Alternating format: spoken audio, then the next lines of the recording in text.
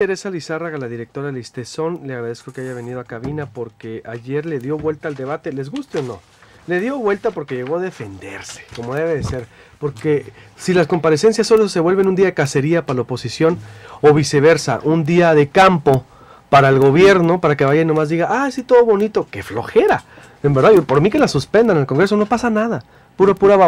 En verdad, bravuconería, se enfrentan todos, no, es show las comparecencias, lo digo y lo reitero. 2, no hay una legislación vigente para castigar y todo es para ir a exhibir y es, tírenle al negro o a la negra.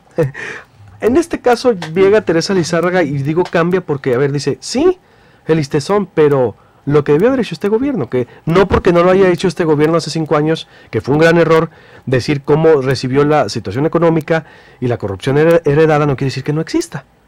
Y presentó números interesantes, Teresa Lizárraga, de lo que es el ISTESON. Ojo, donde los exdirectores tienen mucho, que son alcaldes ahorita, por ejemplo, Otto Clausen, Daniel Hidalgo, aunque diga que la cuenta pública salió muy bien, tienen mucho que explicar.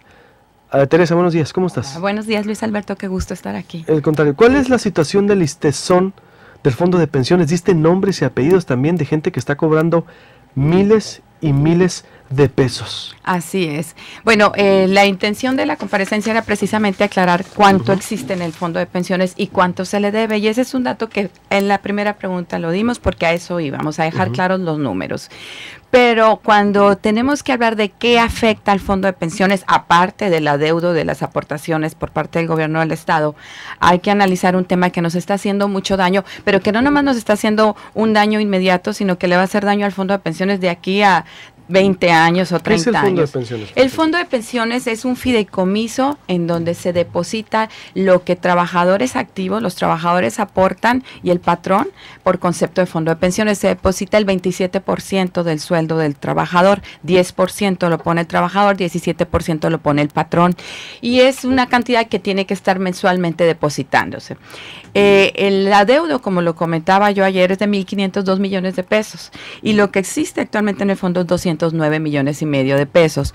Pero lo que ¿Por qué existe este adeudo y por qué existe esa cantidad? El adeudo existe por el atraso que hubo en la entrega de la parte patronal del gobierno del Estado. Es decir, el Estado a ti te debe. El Estado a mí me debe, es algo que ¿Bajo ya... qué argumentos? Que son los 2.000 millones que dicen que andaban perdidos. ¿A eso te refieres? Son 1.500 millones de pesos que se deben al fondo de pensión y está bien contabilizado, no hay ninguna duda. ¿Pero te lo debe quién a ti? ¿Hacienda? Hacienda, la Secretaría de Hacienda. ¿Bajo qué argumento no te lo han Bueno, entregado? el dato exacto del argumento no lo tengo, pero si recuerdas yo estuve aquí cuando el secretario de Hacienda lo reconoció, reconoció el tema yo ya lo he abordado contigo, reconocer la deuda de 2.000, el secretario de Hacienda había dicho 2.000 el secretario. 1.100 había dicho el secretario de no, Hacienda. pero son 1.500 entonces. Son 1.500, es que hay unos ajustes que hicimos en los números, él también ya los tiene. Son 1.500 Oye, pero eso es grave también que el Estado, ¿por qué no está? O sea, que no hay una explicación y el secretario... Lo que pasa es que la cantidad que dio el secretario era sin contar el adeudo de la administración pasada.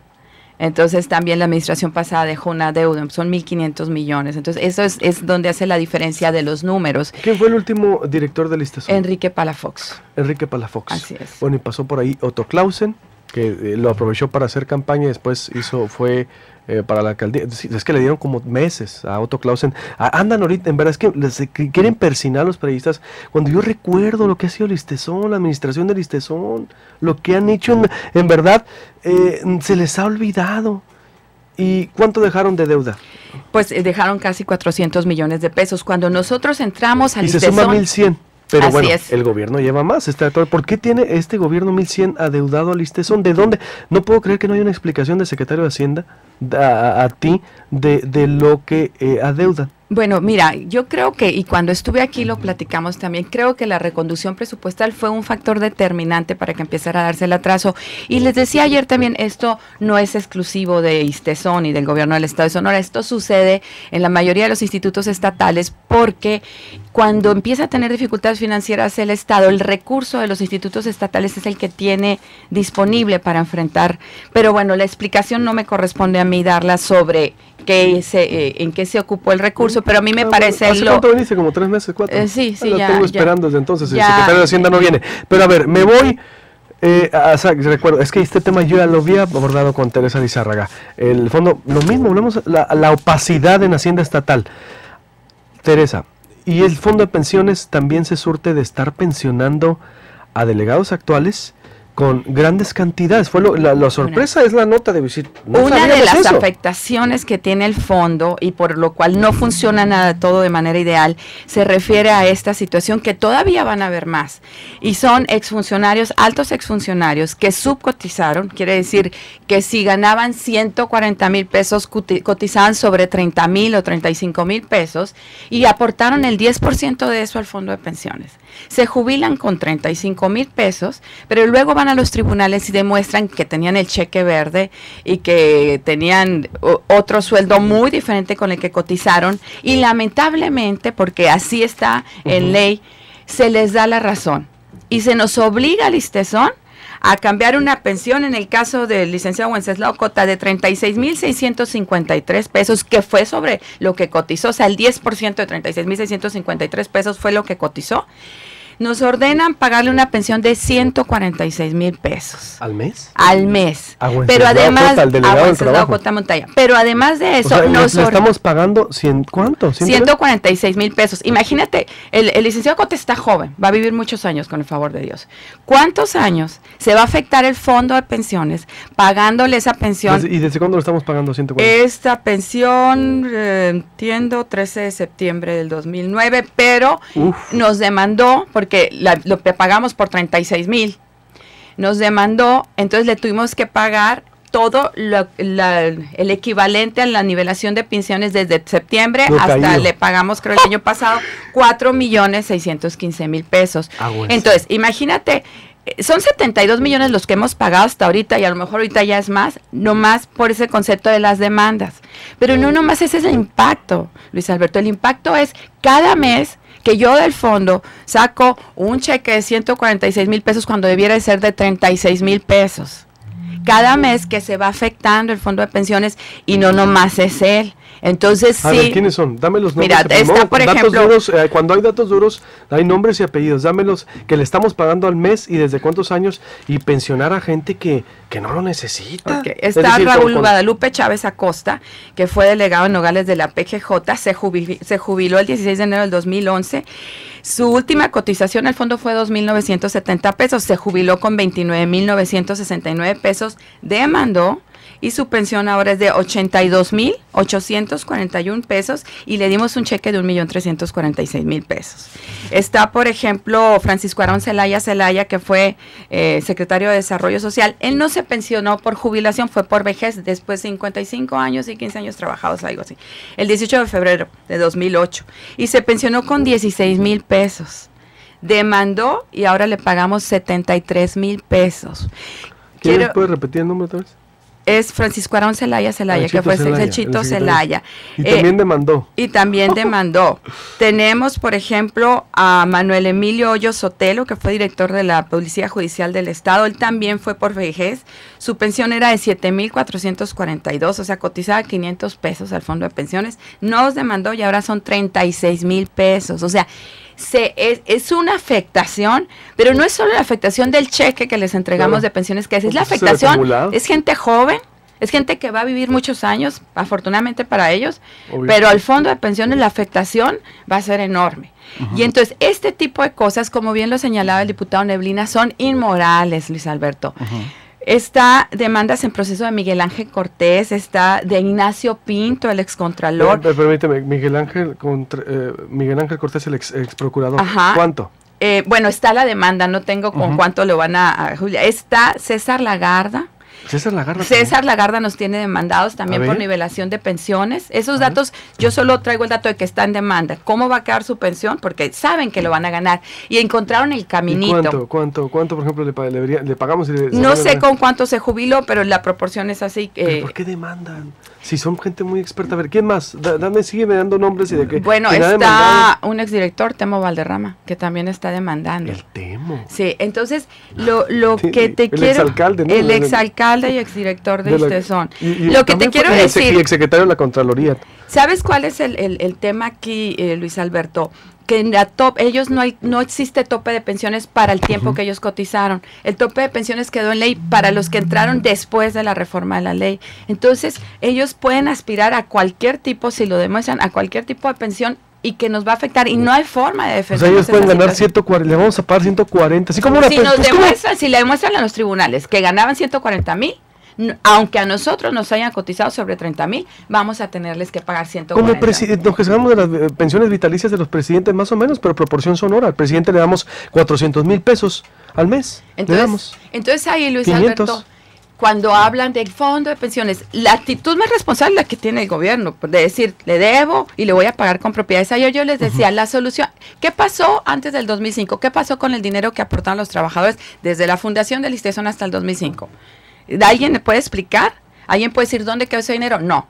Se reforma la ley porque ya le estaba costando al gobierno de Eduardo Bush. Y qué bueno que fue una buena reforma. Sí, me tocó a mí cubrirles. Tú la cubriste, no, sí. Y mis respetos para Eduardo porque fue un antes y un después. Es decir, le entró de fondo al ISTESON, pero ¿sirvió? Efectivamente le entró de fondo, pero mi pregunta es la siguiente, Luis Alberto. ¿Y antes qué pasó? Ahora yo puedo decir cuánto me falta en el fondo y que me lo debe el gobierno del estado. No se perdió en el hoyo negro.